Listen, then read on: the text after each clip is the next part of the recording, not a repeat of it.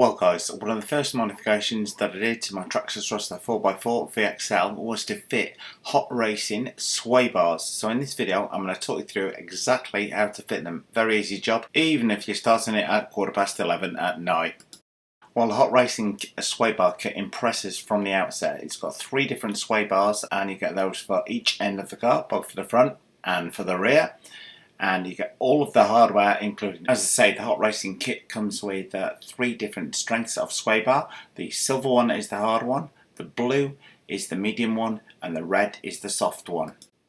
And you get exactly the same choice of sway bars for the front as you do for the rear, giving you lots of tuning opportunity. And you get all of the hardware included, all of the control arms and every last little screw needed to fit the hot racing sway bars. Now the little silver indented washers you see here actually go through those 2 screw holes at the front there, and the sway bar is then held down by those. And the same at the rear, you've got the 2 screws, 2 holes in there, 2 of the washers going there on screws, and the sway bar is trapped by them. That will become more clearer when I fit them, but just to give you some idea, the screw goes through that and the edge of the washer clamps down on the sway bar, holding it in place, stopping it from moving round on the car. And another 2 are used to clamp them on at the front exactly the same way through the screws that I just pointed out. Now, as you get soft, medium and hard sway bars for front and rear, you've got plenty of tuning options. In the first instance, I'm going to be using the medium sway bar, which is the blue one, both front and rear. But you're welcome to play it around with them and tune your car to your driving style. Now the one thing I would say at the start is once you've decided on your strength of sway bar, move the others out the way so you don't fit the wrong ones by mistake. Hence I've just got the 2 blue medium ones for fitting front and rear. Okay guys, now starting with the front, here's where you need to pay attention. The little sway bar control arms, for want of a better word, are shorter at the front than they are at the rear, and you will also note the orientation on them. They've got a little like black attachment there. They want that to go towards the top of the car. The bottom end is going to go through this little hole there. We're going to put a screw through there on either side to attach them to the suspension. But you want that little black bit heading up towards the top. Hope that makes sense.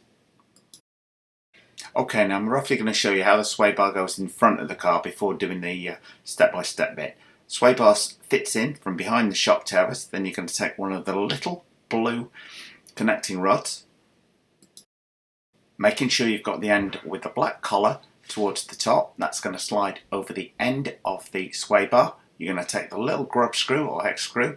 That's then going to screw in the top of there and lock the sway bar in place.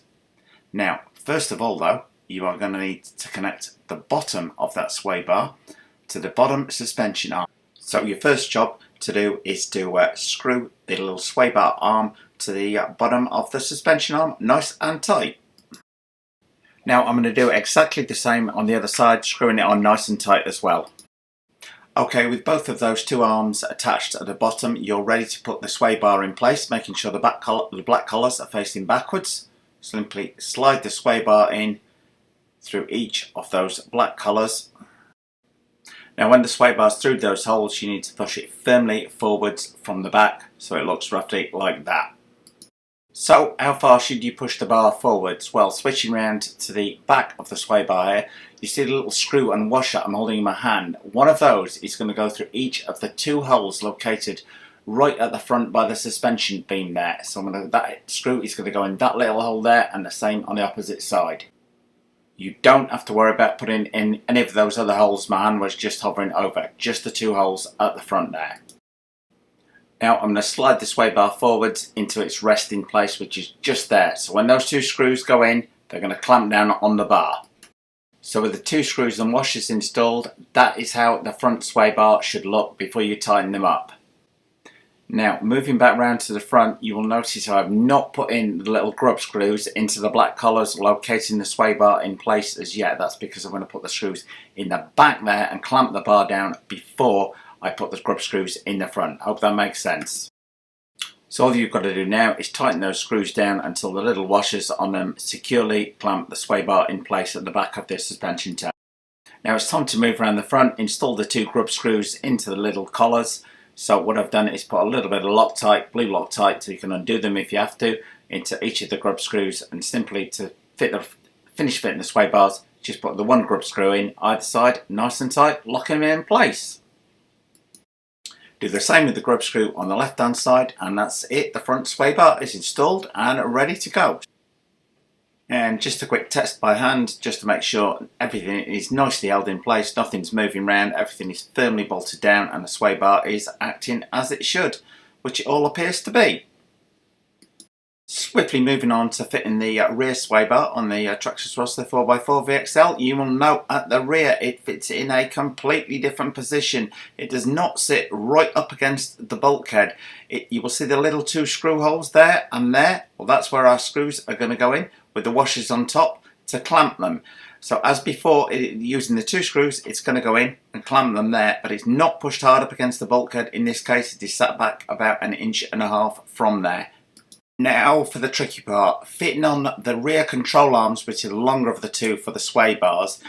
Fit the sway bar through the control arms first, because you need to poke them down a little more awkwardly in between the shock towers in order to reach them from below. So I would highly advise pushing the sway bar through the little support bar before you push it down into place. Now you're going to make sure you want to do that on both sides of the sway bar. So you're going to push both of those little control arms down between the gap between the shocks and the rest of the suspension before you do anything else. Now this is a bit where you're going to need quite a bit of patience, because the bottom of those two blue control arms is going to be needed to screw in to the bottom bit of each of the A-arms to either side, and that is going to necessitate turning the car over, in which case gravity is going to be against you when trying to fit them in. At this point, using a good RC car stand when turning the car over will make this job a little bit easier. Now, that screw on the blue control arm is going to need to go through the hole on the far left there. That's the inside hole, actually on the right hand side of the car as you're looking at it from the back. And the same there, you want the right hand hole, or the one nearest the inside of the car when you look at the car from the left.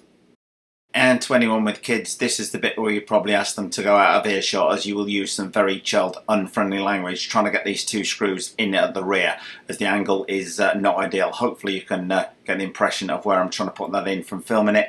And as I say, gravity goes against you and the thing's fallen out on me. So a little bit of patience required on this, but it's that hole that is on the inside of each of the A-arms, the inside hole that the control arm needs to go through too. And hopefully this gets a better angle. I'll turn the camera around then, thinking about it, so that you can see what I'm trying to do from there, screwing it in. So it does go in reasonably easily, but as I say, gravity is not in your favour with the whole assembly wanting to drop out of the car. And once that first one's done nice and tight, simply do the same with the other blue control arm on the other side of the car. Again, making sure the thing is very firmly in place. With those screws firmly in place, time to turn the car over.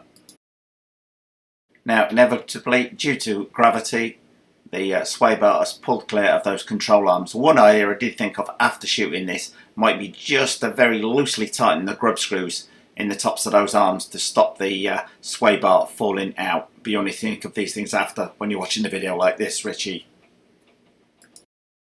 Okay, note the position of the sway bar. It is now in place for me to put the two screws with the little washers on to clamp that down in place against the rear there. So those two screws are going to go in there and there. Okay, so when you've tightened the two screws and washers up, it should look pretty much the same as at the front, with the washers clamping down on the bar like that. Sorry, my hand was in the way, guys. You want the washers overlapping the edges of the bar to clamp it down. Now we're ready to put the grub screws in the front left and right to hold the sway bar in place. Again, a little bit of thread lock on the grub screws prior to putting them in. So as I say, make sure that you do as I did at the front, a little bit of brew, thread lock on there, and tighten first one up with it in place. And when you've got that grub screw in place, you're going to do exactly the same, bit of thread lock, and put the grub screw on the other side in place. Now you want to make sure the two screws clamping the washers down in place are sitting correctly. You may need to do a little bit of minor adjustment. I found those had moved around bit while I was tightening everything else up, so I need to loosen those and then tighten them again to make sure they were clamping down on the sway bar properly. Hope that makes sense. Well, just checking that right hand grub screw on the collar on the rear sway bar is attached. Everything appears to be in place. So I'm doing the same as I did at the front, just moving up the sway bar on the suspension on either side, rather to check that the sway bar is not popping out from under the washers, that the grub screws are nice and firmly attached, that nothing is moving around. It's far better to check it in the workshop than be looking for that blue sway bar out on a dusty track. Just going round to the front, check the front of the Traxxas Rustler 4x4 VXL.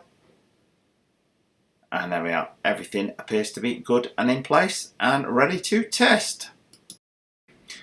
So there we are, guys, that's how to fit the Traxxas Rustler 4x4 VXL sway bars step by step. I hope this video was of use. I have driven it since making this video of the sway bar fitting, and I have to say they make the world of difference. They just transform the cornering, they transform the turning of the car, they make that thing handle like it is on rails. Anyway, hope this video was of use. If it was, then as ever, don't forget to subscribe. Plenty more coming from this car this year. You like this video? If you did, please click on the circle image to subscribe. And if you hit subscribe, then don't forget to hit that little notifications bell next to it.